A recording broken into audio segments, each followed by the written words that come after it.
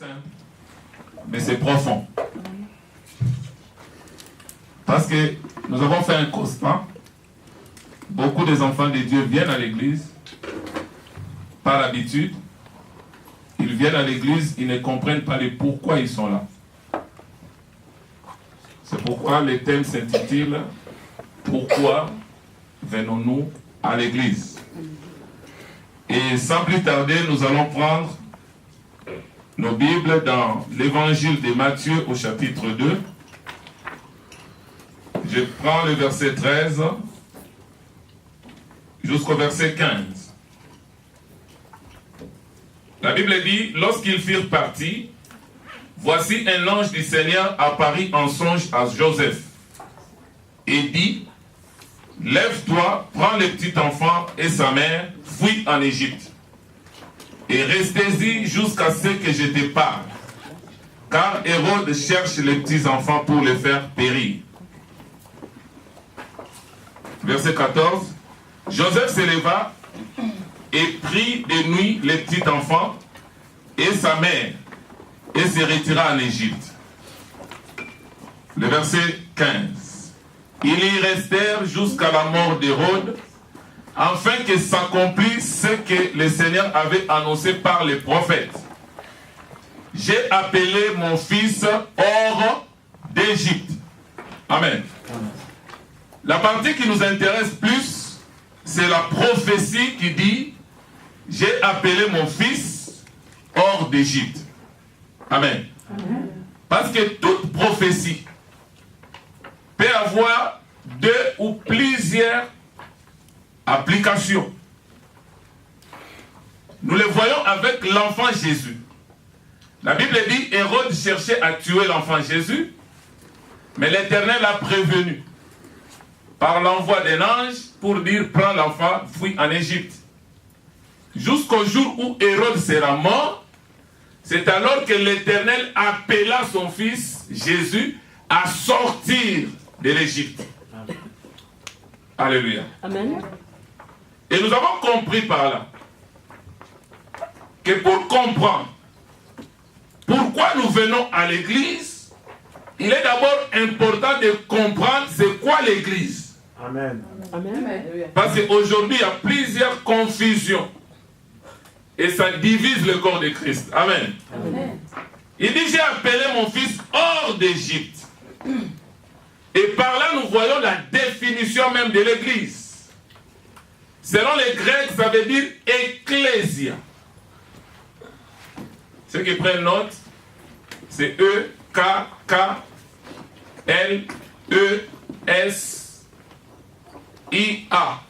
C'est bon.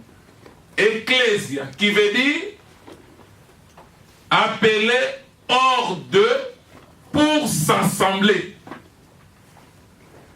Donc l'église est constituée des hommes et des femmes que Dieu a appelés de quitter l'Égypte. Parce que l'Égypte ici, c'est l'image du monde. Pour s'assembler, former un corps. Alléluia. Et cette application, nous les voyons aussi avec Israël, la première église de Dieu. Israël était à Canaan.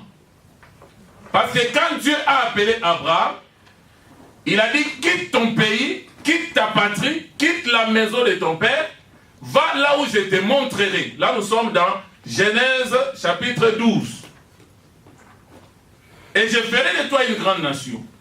Abraham était déjà à Canaan. Abraham a quitté Canaan pour aller maintenant. Il a quitté, la Mésopotamie pour aller maintenant à Canaan. Il est arrivé à Canaan, il s'est installé. Amen. Amen. Vous connaissez l'histoire.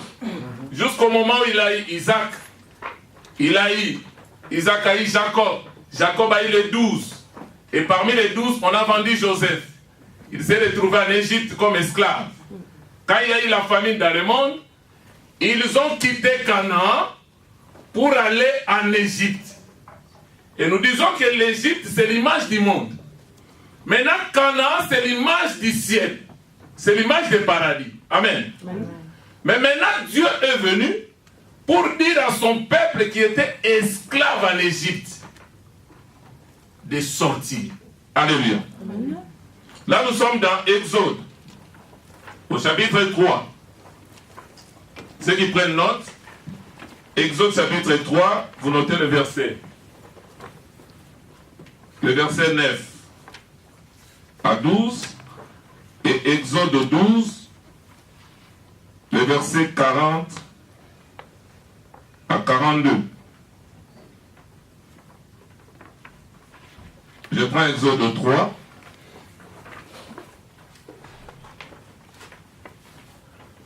La Bible dit au verset 9, « Voici les cris d'Israël sont venus jusqu'à moi, et j'ai vu l'oppression que leur font souffrir les Égyptiens. Maintenant va, je t'enverrai auprès de Pharaon, et tu feras sortir d'Égypte mon peuple, les enfants d'Israël. » Amen. Amen. Verset 11. Moïse dit à Dieu, « Qui suis-je pour aller vers Pharaon et pour faire sortir d'Égypte les enfants d'Israël? » Et Dieu dit, « Je serai avec toi, et ceci sera pour toi le signe que c'est moi qui t'envoie. Quand tu auras fait sortir d'Égypte le peuple, vous servirez Dieu sur cette montagne. » Alléluia. Amen. Moïse a dit, je connais Pharaon, je connais la force de Pharaon. Personne ne peut sortir des griffes de Pharaon. Cela revient à dire que quand nous sommes dans le monde, avant de devenir église, nous étions tous sous les griffes de l'ennemi Satan. Personne ne pouvait sortir de sa propre force. Amen. Et pour sortir du monde, ce n'est pas un pasteur, ce n'est pas un docteur, ce n'est ni un prophète, ni un évangéliste qui te fera sortir. C'est par la main puissante de Dieu lui-même. Amen. Amen. Amen. Il dit à Moïse, je le ferai sortir par ma main puissante. Amen. Au moment où Israël est sorti de l'Égypte, c'est en ce moment-là qu'Israël est devenu ecclésia. Donc la prophétie qui dit, j'ai appelé mon fils hors d'Égypte, s'accomplit aussi avec Israël. Maintenant, la troisième application de cette prophétie, ça s'accomplit avec toi et moi. Amen. Nous aussi, nous étions esclaves de Pharaon, esclaves dans le monde. Nous étions prisonniers. Mais Dieu, par sa main puissante, il nous a fait sortir du monde et nous sommes devenus son église. Appelée hors du monde. Alléluia. Amen. Alléluia. Amen. Maintenant, le problème, c'est quoi? Quand nous disons que nous sommes l'église du Seigneur, il est vrai que nous sommes dans le monde, mais nous ne sommes pas du monde. Amen. C'est ça la différence. Parce que nous appartenons à un royaume invisible. Amen. Mais ce royaume-là, c'est comme un État dans un État. Nous sommes les enfants de lumière. Et la Bible dit le monde entier est dans les ténèbres. Le monde entier est sous la puissance du malin. Mais les enfants de Dieu, l'Église, nous ne sommes pas sous la puissance du malin, mais nous sommes sous la puissance de Jésus. Amen. Amen. Donc quand tu te dis Église, tu dois déjà comprendre que je suis dans le monde, mais je ne suis pas du monde. Dans Jean 17, quand Jésus-Christ faisait la prière sacerdotale, il dit, Père, je te rends grâce de ce que toi tu m'as donné. C'est-à-dire le peuple que tu m'as donné, d'abord ce peuple-là était à toi. Amen. Tu me l'as donné, je les ai gardés à ton ta parole. Amen. Je les ai gardés dans ta parole. Je leur ai fait connaître ta parole. Ils ont compris que je suis sorti de toi. Maintenant, Père, je t'ai pris. Pas de les ôter du monde. Parce qu'ils doivent être dans le monde, mais ils ne sont pas du monde. Amen. Mais de les préserver du malin. Amen. Amen. Amen.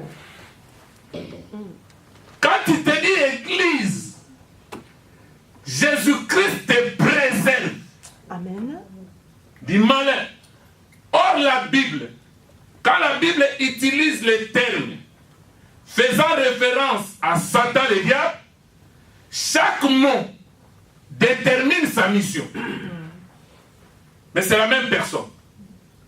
Si la Bible parle de Satan, c'est par rapport à l'opposition, il est l'adversaire, il s'élève contre tout ce qui concerne Dieu. Mais nous ne devons pas oublier que Satan n'est pas l'adversaire de Dieu. Satan, il est l'adversaire de l'homme. Parce que l'homme est aussi une créature comme lui. Mais il est soumis à Dieu. Amen. S'il faut aller loin, Satan, il est aussi serviteur de Dieu. Vérité. Tout à fait. Fidèle. Mais il ira en enfer. Amen. Et ça passe.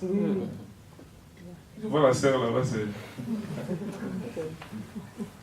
Bon, quelques exemples pour faciliter la compréhension. L'Éternel, la Bible dit, lorsque les enfants de Dieu se réunissaient, là je suis dans Job chapitre 1er, à partir du verset 6 je crois, la Bible dit, Satan le diable vint aussi. Alléluia. Parce que les gens pensent que là où Dieu est, avec les anges, avec ses enfants, le diable ne peut pas s'approcher. Non. Pour l'instant, le diable, il a accès dans la présence de Dieu. Parce qu'il exerce son ministère. Le ministère d'accusateur. Là, nous sommes dans Apocalypse 12. La Bible dit, au moment où le fils mâle est parti à l'enlèvement, c'est ça l'épouse, c'est ça l'église, Satan le diable est monté aussi. Maintenant, l'archange Michael a combattu contre lui et il l'a chassé. C'est en ce moment-là que Satan le diable n'aura plus accès dans la présence de Dieu. Pourquoi? Parce que la personne, les gens que toi tu accusais nuit et jour, devant qui? Devant le Seigneur. Maintenant, ces gens-là sont arrivés vers moi. Finis ton travail. Ta mission, c'était de surveiller ces gens. Alléluia. C'est pourquoi si Dieu veut bénir quelqu'un, si la personne se conduit mal, le diable voit. En tant que serviteur de Dieu fidèle, il vient auprès de Dieu. Ô Dieu de justice, qui n'aime pas les péchés, tu veux bénir ta fille, mais regarde ce qu'il fait. Alléluia. C'est son rôle, l'accusateur de nos frères, c'est lui qui les accuse de nuit et jour devant l'Éternel. Il fait sa part. Et toi aussi sur la terre, tu as ta part de mission accomplie. Alléluia. Amen.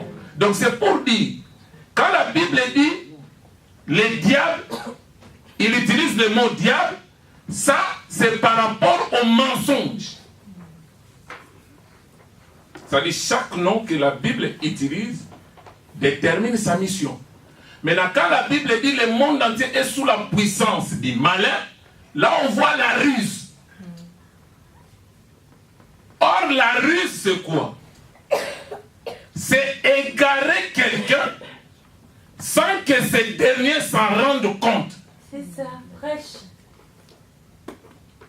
Parce que la séduction, quand le diable vient, tu vois dans les jardins d'Éden. Alléluia. Amen. Pour parler à Ève, les séduire, il s'est déguisé en ange de lumière. Et Ève a prêté l'oreille. Or, ce que nous devons comprendre, le diable connaît la parole mieux que nous. Le diable a vécu à côté de Dieu. La Bible dit dans Ézéchiel 28, il était le chérubin protecteur aux ailes déployées. Il était parfait en beauté. Et la Bible dit c'est lui qui mettait le son à la perfection. Ça veut dire c'est lui qui était le modèle par excellence. Le modèle de la perfection. Et c'est par la grandeur de son commerce qu'il s'est corrompu. Amen. Ève pensait qu'il pouvait convaincre Satan.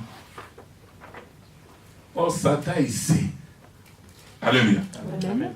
C'est pourquoi, des fois, si nous ne réalisons pas qui nous sommes, Satan s'en manque. La Bible dit dans Osée 4,6, mon peuple, il ne dit pas les autres, mon peuple périt parce qu'il manque la connaissance. Alléluia. Amen. Être possédé par un démon et l'ignorance. La plus grande possession, c'est l'ignorance que le démon. Parce qu'au moment où je suis en train de prêcher là, s'il y a un démon, la puissance de la parole qui sort là, ça va chasser le démon, il va partir. Amen. Amen. Mais aussi longtemps que le démon est parti, si tu demeures ignorant, tu es toujours à la merci du diable. La vérité libère. Amen. Mais à une seule condition. Vous connaissez la condition? Jean 8, 38 dit quoi? Parce qu'on récite souvent ces versets-là. Vous connaîtrez la vérité. Et la vérité vous affranchira. Et elle vous rendra réellement libre. La vérité est là. C'est une personne. Amen. C'est Jésus. Amen. Amen. Parce que quand il parlait avec Pilate, il dit, je suis venu rendre témoignage à la vérité. Maintenant, Pilate lui pose la question, qu'est-ce que la vérité? Il n'a pas répondu. Vous savez pourquoi? Si je te réponds que la vérité est devant toi, tu vas tomber. Mais ça, vous ne comprenez pas qui je suis, donc je ne réponds pas. Parce que la vérité, c'est un homme. Il est là. Amen. Amen. Mais maintenant, la Bible dit, vous connaîtrez la vérité. Donc, pour que la vérité t'affranchisse, tu dois la connaître. Yes. Si je ne sais pas que dans cette pièce, quand il fait noir, il faut allumer l'intérieur. Alléluia. Amen. Je resterai dans le noir. Jusqu'à le jour où on viendra me dire, mais pourquoi tu restes dans le noir? J'ai dit, mais il n'y a pas la lumière. On dit, mais non, il y a l'intérieur. Quand je découvre cette vérité m'a franchi de l'ignorance. Amen. Alléluia. Amen. Alléluia. Amen. Marc 8, 22 à 26.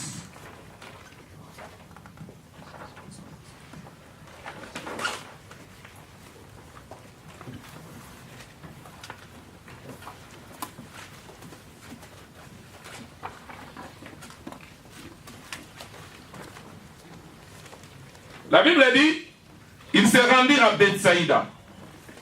Et on amena vers Jésus un aveugle. On le pria de le toucher. Il prit l'aveugle par la main et le conduisit hors du village. Alléluia. Hors du village. Puis, il mit de la salive sur les yeux et lui imposa les mains.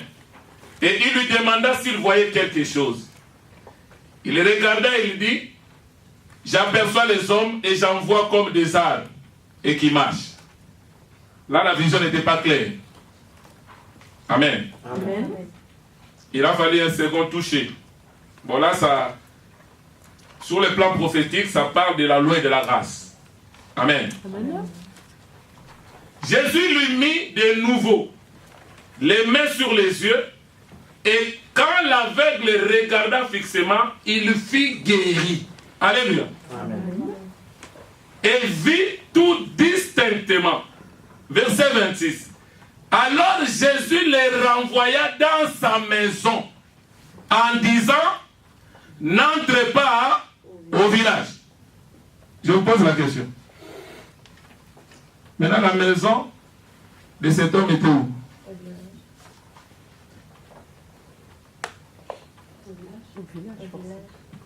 Sa maison était au village. Mais Jésus lui dit, tu étais aveugle quand tu étais dans le village, dans le monde. Toute personne qui n'a pas Jésus, c'est un aveugle. Il est misérable, pauvre, aveugle et nu. Apocalypse 3, l'église de Laodicée. Alléluia. Voilà pourquoi un vrai enfant de Dieu ne doit pas envier le monde. Tu ne dois pas convoiter les païens qui ont leur argent, leur richesse.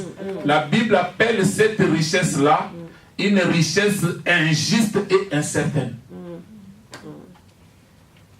Mais ce qui est déplorable aujourd'hui, il y a des hommes de Dieu qui vendent Jésus pour des biens matériels. Vérité. Pour des miracles et des prodiges mensongers, comme si Jésus n'opère plus les miracles.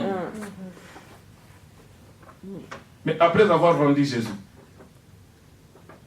si la nuit il vient retirer le souffle de vie, tu es mort. C'est ça. Et ton sort. La Bible dit, qu'est-ce que l'homme donnera en échange de son âme? Ton âme est inestimable. Amen. Amen, amen. À cause de ton âme. Des fois, on ne réalise pas, frère. À cause de ton âme, Dieu a quitté son trône de gloire. Alléluia. Lui qui habite une lumière inaccessible Oh Jésus. Alléluia. Gloire. et que personne ne l'a vu. La Bible dit même les anges au ciel, ils ont 6 ailes. 2 pour couvrir les pieds, 2 pour voler et 2 pour couvrir leur face, pour ne pas voir les rois de gloire. Maintenant, ces rois-là, pour venir sauver ton âme, il a quitté son trône. Alléluia. Il a pris corps à la personne de Jésus-Christ. Alléluia. Ton âme est inestimable. Alléluia. Voilà pourquoi, quand tu veux partiser avec les diables te demandent en échange ton âme. Parce que le diable sait la valeur de ton âme. Que sert-il à un homme de gagner le monde s'il perdait son âme? Et la Bible dit, qu'est-ce qu'il donnera en échange de son âme? Rien. La valeur de ton âme équivaut à la valeur du sang de Jésus. Or, le sang qui a coulé à la croix pour te racheter, c'est un sang divin. Ça n'a pas de prix. C'est inestimable. Jésus n'est pas fils de Marie. Alléluia. Amen. Marie a trouvé grâce parmi toutes les vierges de l'époque pour qu'au travers d'elle, Dieu entre dans les temps. Amen. Amen. Observez la Bible. Jésus n'a jamais appelé Marie mère. Il l'appelait femme. Alléluia. Amen. Un jour, il prêchait, on dit, ta mère, tes frères te cherchent. Il regarde la foule qui l'écoutait. Il dit, qui est ma mère? Qui est mes frères? Ce sont ceux qui écoutent la parole et la Alléluia. mettent en pratique. Amen. Amen. Amen. Il est Dieu. Amen. À la croix, Marie est venue avec les sentiments d'une mère. Quand même, c'était mon bébé. il pleurait. Jésus l'a regardé. Il dit, femme, voici ton fils. Il le présente Jean, fils de Zébédée. Et il dit, Jean, voici ta mère. C'est pour dire, vous êtes des humains. Vous êtes des mortels. Vous êtes des descendants d'Adam. Dans la lignée, dans la généalogie de Jésus, on n'a pas mis Jésus fils d'Adam. As-tu déjà vu une vierge concevoir? Non. C'est-à-dire, s'il faut discuter de la divinité de Christ, que ce soit avec les musulmans, les bouddhistes, les hindouistes, commencez par la conception de l'enfant Jésus. Amen. Une vierge peut enfanter? Non. Jamais. Marie a écouté la parole de Dieu. Amen. Marie a saisi cette parole par la foi. Amen. Maintenant, cette parole en elle s'est faite chair à la personne de Christ. Amen. C'est comme ça aussi nous. Quand nous venons ici, nous sommes comme Marie. Parce que nous avons trouvé grâce aux yeux de Dieu. Maintenant, la prédication qui sort, tu dois la saisir par la foi. Amen. Pour que cette parole devienne à toi, Alléluia. c'est faite chair. Amen. C'est cette parole-là qui partira à l'enlèvement. C'est là la Bible dit, la chair et le sang n'hériteront point le royaume. Amen. C'est ça. Amen. Alléluia. Amen. Il dit à l'aveugle, rentre dans ta maison, mais pas au village.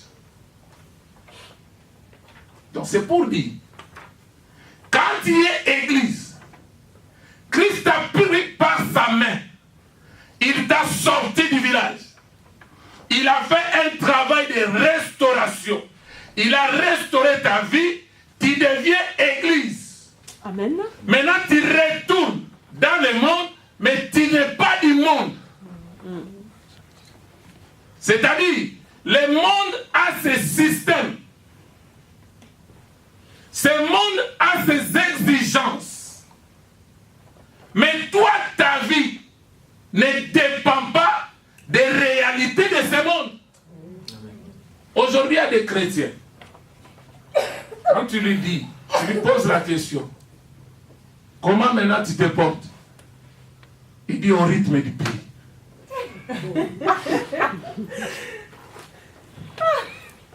La conjoncture. Ta vie ne dépend pas de la conjoncture de la France. Alléluia. Amen. Ta vie dépend de Jésus. Amen. Amen. Alléluia. Amen. Nous devons comprendre qui nous sommes. La Bible dit, pour les païens, tôt, vous vous levez le matin pour aller chercher le pain des douleurs. Pendant ce temps, l'Éternel l'accorde à ses bien-aimés pendant leur sommeil. Amen. Cela ne veut pas dire que tu ne dois pas travailler, non. Moi aussi, je me lève le matin pour aller travailler comme eux. Mais pour eux, leur salaire, c'est le pain de douleur. Mais moi, Jésus renouvelle ma foi. Amen. Amen. Amen. Amen. Amen.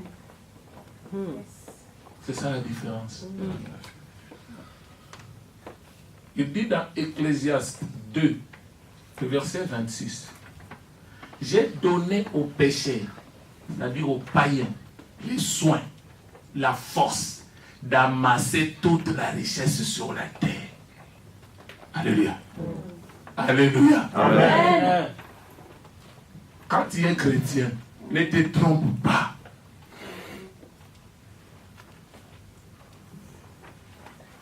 L'homme le plus riche du monde, c'est un païen. Celui qui suit, c'est un païen. Tu ne verras pas dans un billet de banque le visage d'un chrétien. C'est pour dire, Dieu a donné les soins pour amasser toute la richesse sur la terre. Mais la Bible dit pour nous, l'Église, l'Éternel nous a donné la sagesse, la connaissance Amen. et la joie. Amen. Amen. L'argent, la richesse du monde ne procure jamais au détenteur le bonheur, ni la joie, ni la paix. Mais l'argent procure le plaisir. Il y a des couples chrétiens. Ils sont mariés.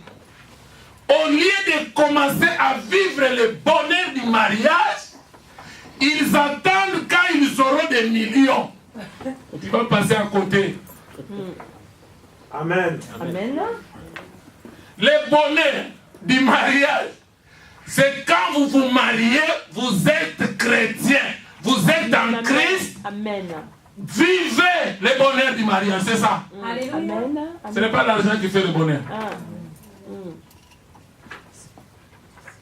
Mais la Bible dit, à mes enfants, à ceux qui ont la foi, je leur ai donné la sagesse, la connaissance. Amen. Dans d'autres versions, on parle de la science et la joie. Amen. Pour que ceux qui travaillent, les païens là, qui amassent, en donnent à mes bien-aimés. Amen. Maintenant, je te pose la question. Qui travaille pour qui? Alléluia. Amen. Je vais donner un exemple pour comprendre. Avec quel travail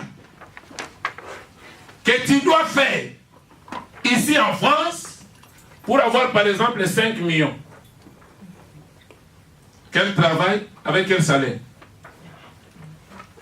Alléluia. Mais maintenant le problème c'est quoi? Ce n'est pas un domaine réservé aux pasteurs. La Bible dit dans Marc 16, voici les miracles qui accompagneront qui? Ceux qui auront cru. Ils feront ceci, ils chasseront les démons, ils imposeront le mots aux malades, les malades seront guéris.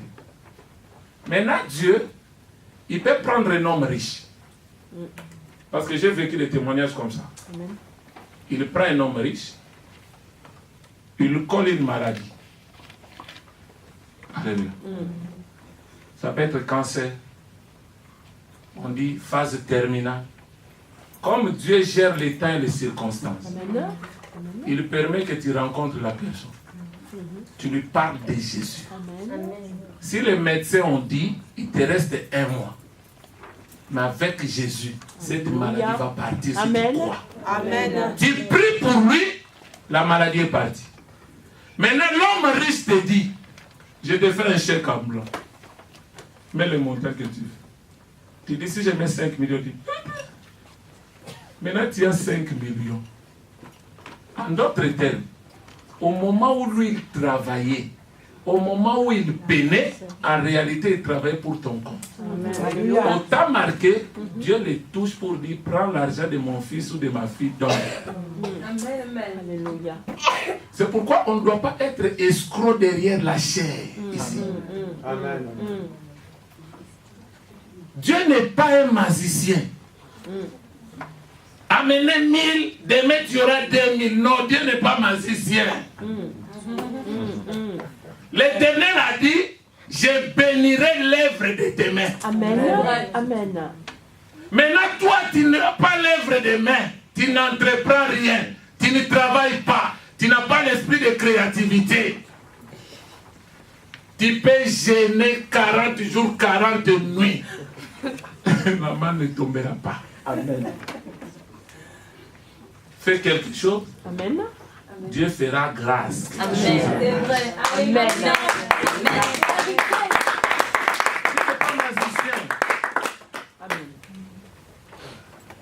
Alléluia. Amen. Alléluia. Amen. Qui est béni. Maintenant, le problème aujourd'hui, les gens confondent l'église locale et l'église corps de Christ.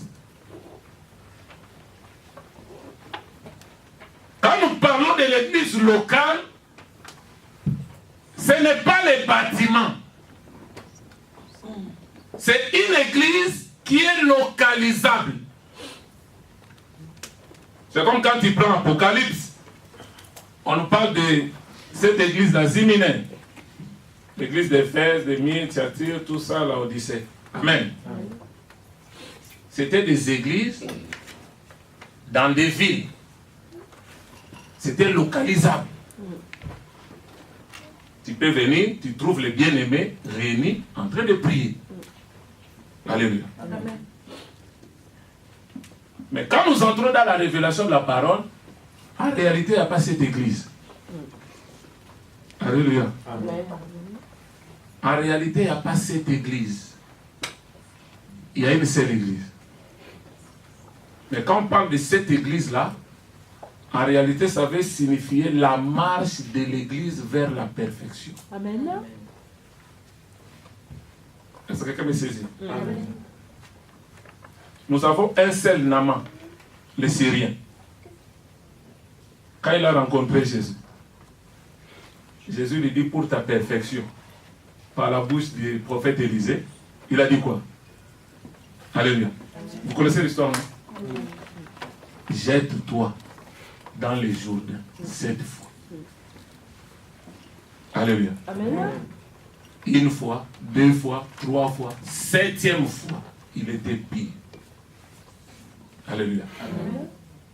Donc l'église marche vers la perfection. Alléluia. Amen. Aujourd'hui, il y a des conflits entre les chrétiens. Ceux qui prient dans des bâtiments et ceux qui prient dans des maisons. Ceux qui prient dans des maisons, ils disent la vraie église, c'est dans la maison. Maintenant, ceux qui prient dans des temples, c'est la fausse église. Mais il faut là poser la question à celui qui dit que la vraie église, c'est dans la maison. On a dit maintenant, si tu prêches et que tu gagnes 3000 âmes, tu vas les amener dans ta maison pour prier. Tu verras que le lieu ne sera pas suffisant. Amen. Tu seras obligé de chercher un grand bâtiment. Parce que même la maison, c'est un bâtiment. Donc ce sont des débats inutiles Vérité. qui opposent les serviteurs les uns contre les autres, les fidèles les uns contre les autres. On va lire Actes, chapitre 3.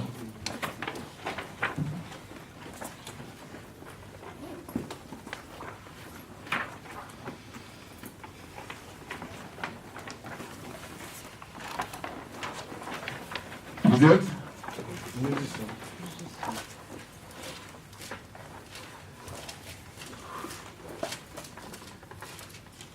Là, c'est après la Pentecôte. La Bible dit Pierre et Jean montaient ensemble où? Au temple. Au temple. Alléluia.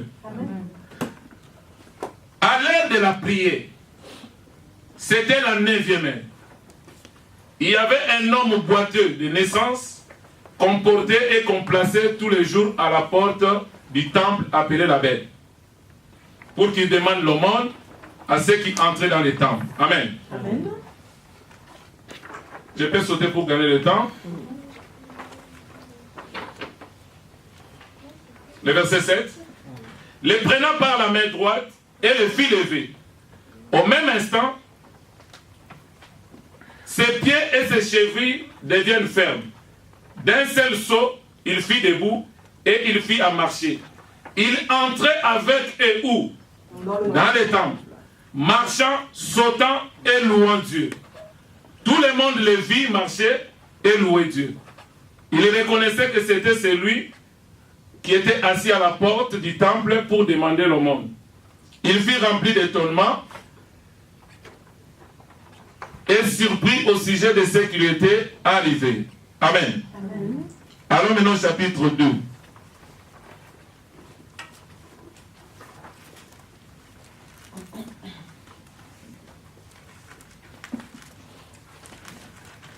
Je prends le verset 46 à 47.